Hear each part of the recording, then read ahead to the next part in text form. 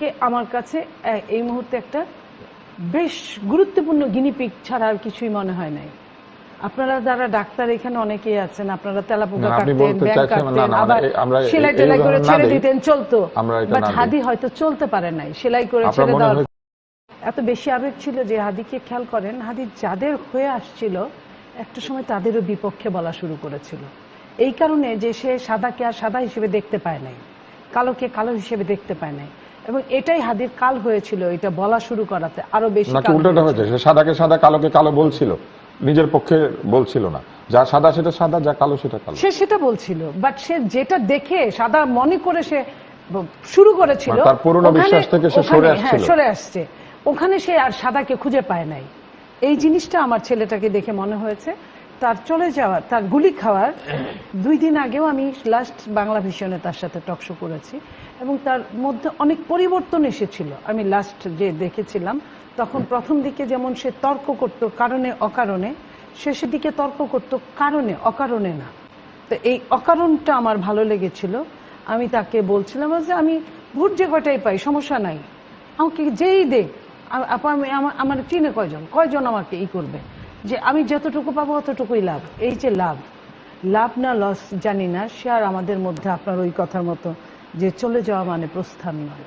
সে আমাদের মধ্যে তার কথাগুলো থেকে যাবে, কিন্তু সে আর সত্যি সত্যি প্রস্থান ওটা আর আসবে না। তার কথাগুলো হয়তো প্রস্থান নয়, এবং তার ভালো মন্দ সব কথাগুলো কিন্তু রিলে হচ্ছে। এই রিলে হওয়াটা আজকে যেভাবে নিচ্ছে মানুষ, আজ থেকে 1 মাস পরে ওইভাবে নিবে কিনা আমি জানি না, 1 বছর পরে ওইভাবে নিবে কিনা আমি জানি না।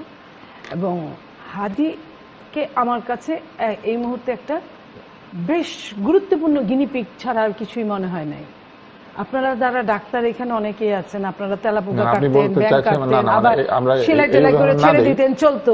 বাট হাদি হয়তো চলতে পারে নাই, সেলাই করে ছেড়ে দেওয়ার পরে কেউ তাকে নিয়ে নিজেদের উদ্দেশ্য হাসিল করার চেষ্টা করে। হ্যাঁ, অবশ্যই। এখানে বলার কোনো অপেক্ষাই রাখে না। আপনি যদি তাই না হতো তাহলে হাদির দলের কয়টা লোক ছিল বা আছে আপনি বলেন। আমি কিন্তু ছোট করে বলছি না, সাধারণ মানুষের সমর্থন সে পাচ্ছিল, আমি বলি পাচ্ছিল, টাকা দিচ্ছিল, পাশে দাঁড়াচ্ছিল। আমাকে একটু বলার সুযোগ দেন। তার দলটাকে আমি বলছি, এই যে এত মানুষ দেশের সমস্ত দেশ থেকে আনা হলো বা এলো, সমস্ত দেশ থেকে, এটার মধ্যে কিন্তু অনেক বড় একটা প্রশ্নবোধক চিহ্ন আছে। যে প্রশ্নবোধক চিহ্নটা নির্বাচনটাকে বানচাল করার জন্য চেষ্টা করছে, যে প্রশ্নবোধক চিহ্নটা হাদিকে গুলি করতে বাধ্য হয়েছে, যে প্রশ্নবোধক চিহ্নটা হাদিকে গুলি করার পরেও, আপনি আমার চেয়ে অনেক ভালো জানেন ডাক্তার হিসেবে, যে জায়গায় গুলি লেগেছিল সেই জায়গা থেকে ফেরত আসা যায় কিনা আমি জানি না। তো সেইখানে এই যে লম্বা টানা হেঁচড়াটা করা, সরকার কাউকে অ্যারেস্ট করা না করা, সরকার খুনিকে পালিয়ে যেতে সাহায্য করা, মানে সরকারের ছত্রছায়া। আমি শুধু সরকার বলবো না, বাংলাদেশের সরকার, আমি বলি বাংলাদেশের সরকার চাইলে হেন কিছু নাই করতে পারে না। সরকার মানে যে চিফ অ্যাডভাইজার তা না, সরকার মানে সরকারের হ্যান্ডস। সেখানে সংস্থা হতে পারে, সেখানে অন্য কেউ হতে পারে। হ্যাঁ, আমি বিদেশ থেকে যখন আমাকে শুনতে হয় তার শত্রুদের গতিবিধি, তার খুনির গতিবিধি, তখন আমি অবাক হয়ে থাকি। এই কথাগুলো, ওই গতিবিধি কিন্তু দেশ থেকে বিদেশ গিয়েছে, তারপরে তারা রিলে করেছে। তাহলে এই দেশ থেকে কেন হচ্ছে না? কোথায় যেন একটা চাপা গুঞ্জন, কোথায় যেন একটা না বলা কথাগুলো ঘুরে ঘুরে বেড়াচ্ছে। কিন্তু আমরা কি একই সংস্কৃতিতে থেকে যাচ্ছি না? আপনিও কাউকে দোষী করছেন, কিন্তু আসলে তো হওয়া দরকার বিচার, সত্যিকারের তদন্ত। আমি তো দোষী করব, কারণ আমার তো বিচার করা সম্ভব না। আমি তো সাবেক এমপি ধরেন, ঠিক আছে, আমি একটা দল করি, বাট আমি তো সাধারণ একজন মানুষ। আমি তো কোনো সংস্থার লোক না, আমি তো কোনো আইন শৃঙ্খলা রক্ষাকারী বাহিনীর লোক না, আমি তো সরকারের কোনো পার্ট না এই মুহূর্তে। তো আমি তো চাইবই যে বিচার। আমি তো কাউকে না কাউকে দোষারোপ করব, যাদের দায়িত্বে থাকার কথা ছিল, যারা দায়িত্বে অবহেলা করেছে অথবা তারা খুঁজে পাচ্ছে না। তাহলে ব্যর্থতার দায়টা তাদের নিতে হবে, ব্যর্থতার দায়টাও তারা নিতে পারছে না, তাহলে তারা আমাদের সামনে এটা খোলাসা কেন করছে না? আপনি কি একটু বলবেন যে এই যে সে কিন্তু বিভিন্ন জায়গাতে এক ধরনের আশঙ্কা প্রকাশ করতো তার নিজের নিরাপত্তা নিয়ে, কিন্তু বারবারই সে বলতো যে বিচারটা যেন হয়, তারপর সে বলতো তার কথাগুলি যেন থাকে, তারপর সে বলতো আদর্শটা যেন টিকে থাকে, ভালোর জন্য যে সংগ্রাম সেটা যেন চলতে থাকে। এবং বিভিন্ন জায়গাতে সে এটাও বলেছে, তার সাহসের সাথেই বলেছে যে সে আসলে এক ধরনের পরোয়া করে না যে পরিণতি কি হবে, কিন্তু সে ভালোর পক্ষে থাকবে। এরকম অনেক ছোট ছোট ছোট ছোট ক্লিপ এখন ইন্টারনেটে আমরা দেখতে পাচ্ছি, যেগুলি সে তখন বলেছিল।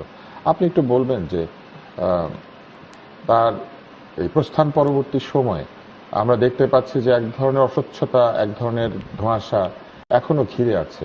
কোথায় চলে গেল হত্যাকারী, কারা এই ঘটনাটি ঘটালো, কেন, কি উদ্দেশ্যে এটি ঘটলো, এই ব্যাপারগুলি নিয়ে আলোচনার চাইতে বরং বিভিন্ন পক্ষ আরেক পক্ষকে দোষী করছে এবং তারা একে অন্যকে দোষারোপ করে ব্যাপারটিকে কি জটিল করছে, নাকি এটাই স্বাভাবিক? ধন্যবাদ আপনাকে, উপস্থিত সহ আলোচক এবং আজকে আমাদের যারা দেখছেন সবাইকে সালাম এবং শুভেচ্ছা জানিয়ে শুরু করছি। আমি আসলে একজন রাজনীতিতে আসা নতুন মানুষ না হয়ে একজন সাধারণ মানুষ হিসেবে আপনার উত্তরটা দিতে চাই। হাদি ভাই যেই আসনে নির্বাচন করছিলেন, যেই জায়গাটায় দাঁড়িয়ে উনি ইলেকশন ক্যাম্পেইন করতেন, আমার বর্তমান বাসস্থানের একদম ঠিক সামনেই। নিত্যদিন দেখতাম উনার ফ্যান বেস যারা ছিলেন তারা আপার ক্লাস ছিলেন না। তারা আপার ক্লাস তো এসে ইমোশনটা এক্সপ্রেস করে না, তাদের হয়তো ওই আবেগটা এক্সপ্রেস করলে ক্লাসটা নিচে নেমে যায়। কিন্তু তার সবচেয়ে বেশি সমর্থক ছিলেন যারা একদম লোয়ার মিডল ক্লাস, যারা লোয়ার ক্লাস এবং মিডল ক্লাস। এই যে উনি সব মানুষের হয়ে উঠছিলেন, দল মত নির্বিশেষে, এটাই হয়তো ওনার জীবনের কাজ হয়ে গিয়েছে। উনি যেই ভাষায় কথা বলতেন সেই ভাষাটা সবার হয়তো মনে হতে পারে যে অনেক সুশীল ব্যক্তিদের হয়তো খারাপ শোনা যেতে পারে, কিন্তু উনি আসলে সাধারণের ভাষায় কথা বলতেন। যাদেরকে প্রশ্নবিদ্ধ করতেন, ধরেন আমি একটা রাজনৈতিক দলে জয়েন করেছি, উনি তো আমাদেরও প্রশ্ন করেছেন না, তা থেকে আমাদের সম্পর্কে ভাটা পড়েছে? ভাটা পড়ে নাই। কারণ উনি চাইতেন যে আমরাও কনস্ট্রাকটিভ ক্রিটিসিজমটাকে একসেপ্ট করে আমরাও গুছিয়ে উঠি, দেশটার হালটা সৎভাবে ধরি এবং বাংলাদেশকে নতুনভাবে গড়ে তুলি। তো এখানে একজন আরেকজনকে যে দোষারোপের যে রাজনীতি, এই নোংরামিতে আমি পড়তে চাই না। আমি আসলে এই ভাষাটা আমি ব্যবহার করতে চাই না। আমি জানি যে একজন হাদি কোনো রাজনৈতিক ব্যক্তিত্ব ছিলেন না, তার যে সংগঠন সেইটা কোনো নিবন্ধিত রাজনৈতিক দল ছিলেন না। উনি চেষ্টাও করেন নাই ইনকিলাব মঞ্চকে নিবন্ধন, উনি চেষ্টাও করেন নাই নিবন্ধন করানোর। উনার দলটা বরং উনার যে সংগঠনটা ছিল সেটাও একটা সামাজিক সংগঠন ছিল এবং উনার যুদ্ধটা ছিল সমাজের সমস্ত দুর্নীতি, অপতৎপরতা এবং গণতন্ত্র বিরোধী কার্যক্রমের বিরুদ্ধে। উনি স্পষ্টবাদী ছিলেন, উনি নজরুলের ভক্ত ছিলেন। আমার কষ্টের জায়গাটা হচ্ছে যে উনি যেই জায়গাটায় দাঁড়িয়ে কথা বলতেন ওখানে বেশ, আমার বাড়ির সামনে একটা বস্তিও আছে। উনি চলে যাওয়ার সময় যে হাহাকার আমি অসহায় গরিব মানুষগুলোর মধ্যে দেখেছি। উনি তো অনেক বড় লোক ছিলেন না, দু হাতে মানুষগুলোকে টাকা বিলিয়ে বেড়াতেন না, কিন্তু উনি মানুষের ভালোবাসাটা পেয়েছিলেন। কিন্তু দুঃখ লাগে যখন শুনি যে উনার জানা যায় হয়তো বাইরে থেকে লোক আসলো, কারা আসলো, ঢাকার আসলো কিনা বাইরে আসলো। বিশ্বাস করেন, প্রত্যেকটা মানুষ যারা উনার জানাজায় অংশগ্রহণ করেছে, যে 10 লক্ষ 12 লক্ষ, তারা একজন ওসমান হাদির জন্য এসেছিল।